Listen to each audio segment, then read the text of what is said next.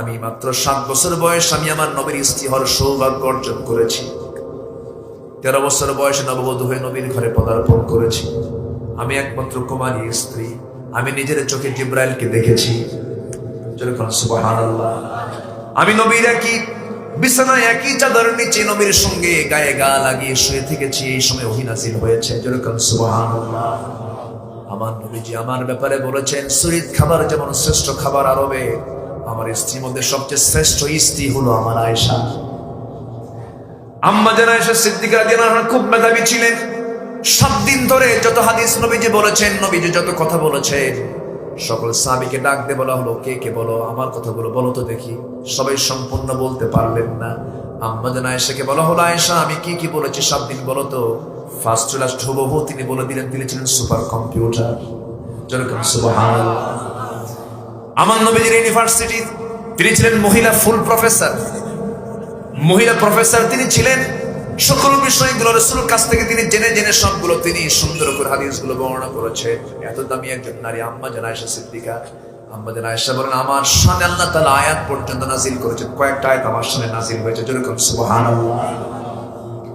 এত দামি একজন নারী আম্মা জান আয়েশা বলেন, 9টি কারণে আমি শ্রেষ্ঠ। আরেকটি কারণ হলো, নবীজি যখন অসুস্থ হয়ে পড়লেন, নবীজি আমার ঘরটা কি পছন্দ করলেন, দরজায় ডাক করলেন, দরজা খুলে দিলাম।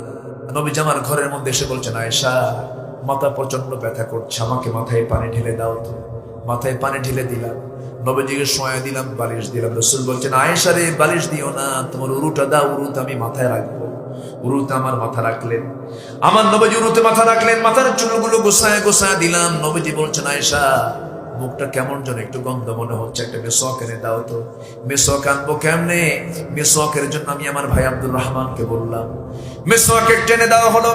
সেই মেসওয়াকটাকে শক্ত দেখে আমি আয়েশা আমার শক্ত দাঁতে চাবায় চাবায় নরম করে দিয়া নবীর হাতে তুলে দিলাম। নবীজি মেসওয়াক হাতের মধ্যে নিয়া মেসওয়াক শুরু না করে আমার মুখের থুতুগুলো লাগানো ছিল মেসওয়াকের আগায়, চুষে চুষে রাসূল পান করছেন আর মুসকে মুসকে হাসি দিচ্ছেন। আমি আয়েশা আমি নিজেকে ধন্য মনে করি, রাসূল তার জীবনের শেষ খাবার খেয়েছেন। আমি আয়েশা আমার মুখের লালা, আমার থুতু খেয়ে রাসূল দুনিয়া থেকে বিদায় নিয়েছেন। এত দামি একজন নারী আয়েশা, তার বিরুদ্ধে মুনাফিকরা কি ষড়যন্ত্র করতে লাগলো। আম্মা জান আয়েশা বলেন, আমি নিজেকে ধন্য মনে করি। রাসূল যখন বলেন, আয়েশা রে আমি মনে হয় বাঁচবো না, আমার বেলাল তো আযান দিল। বেলাল তো আজান দিল, বেলাল আজান শুনলে তো আমি মসজিদে যেতে, আমাকে যেতেই হবে, আমি একটু যাই। ওঠার জন্য চেষ্টা করলেন, মাথার চক্কর মেরে পড়ে গেলেন। বলছেন, আয়েশা রে বুঝতে পেরেছি আমার বুঝি জামাতের নামাজ হবে না, তুমি তোমার আব্বা আবু বকরকে ডাক দাও, আমার জায়গায় যেন সে দাঁড়ায়, আমার দায়িত্বটা পালন করে নেয়। সাইয়েদনা আবু বকর নবীর মুসল্লায় দাঁড়ালেন। নামাজ শুরু হয়ে গেছে, বেলাল ইকামত দিয়ে ফেললেন। নামাজ যখন শুরু হয়ে গেছে, রাসূল বলছেন, আয়েশা রে আমাকে একটু শক্ত করে ধরো তো, জানালার কাছে নিয়ে যাও। জানালার কাছে নিয়ে যাওয়া হলো। জানালার কাছে রাসূল মাথা উঁকি মেরে নামাজের দৃশ্যগুলো দেখতেছেন। সাহাবীরা সারা জীবন নামাজ পড়েছেন নবীর পেছনে, আজ নতুন ইমামকে পায়া সাহাবীরা হাউমাউ করে কান্দে আর মনে মনে বলে, জীবনে বুঝার নবীর পেছনে আমরা নামাজ পড়তে পারবো না রে। সাহাবীরা কান্দে, সেই সাহাবীদের কান্না দেখে রাসূলও কান্দেন। আম্মা জান আয়েশা বলছেন, ইয়া রাসূলুল্লাহ আপনি কাঁদেন কেন, কাঁদেন কেন? সাহাবীরা তো নামাজ পড়ে। রাসূল বলছেন, আয়েশা রে মানুষের চোখের পানি 2 ভাবে পড়ে, একটা হলো চরম আনন্দে আর একটা হলো চরম দুঃখে। আমার চোখের যে পানি দেখতেছো এটা আমার চরম আনন্দের চোখের পানি। এই চোখের পানি আজকে আমার বের হচ্ছে একটা কারণ, সেটা হলো এই যে জামাতে জামাতে নামাজ সাহাবীরা পড়তেছে, এই নামাজ কায়েমের সংগ্রাম করতে গিয়া তায়েফের মানুষ আমাকে রক্তাক্ত করে দিয়েছে। এই নামাজের দাওয়াত দিতে গিয়ে উহুদের ময়দানে আমার দাঁত ভেঙে দিয়েছে কাফের মুশরিকরা। খন্দকের সেই পরিখা খনন করতে গিয়ে আয়েশা রে কোদাল মারতে মারতে কোমরটা আমার কুজা হয়ে গেছে। সেই কুজহ কোমর, দাঁত ভাঙ্গা ইসলাম, তায়েফের ময়দানে রক্ত ঝরানো ইসলাম, আজকে নামাজটা রাষ্ট্রীয় পর্যায়ে কায়েম হয়ে গেছে। এই জন্য আমি আনন্দের জন্য কাঁদতেছি। এরপরে আম্মা জান আয়েশা আমার নবীজির চোখের পানিগুলো মুছে মুছে দিয়ে আবার শোয়া দিলেন। এরপরে বলছেন, ইয়া রাসূলুল্লাহ কি যেন বলতে চান? তিনি বলছেন, আয়েশা রে আমি তোমাকে সর্বশেষ হাদিসটা শিখায় দিচ্ছি, জানায় দিচ্ছি।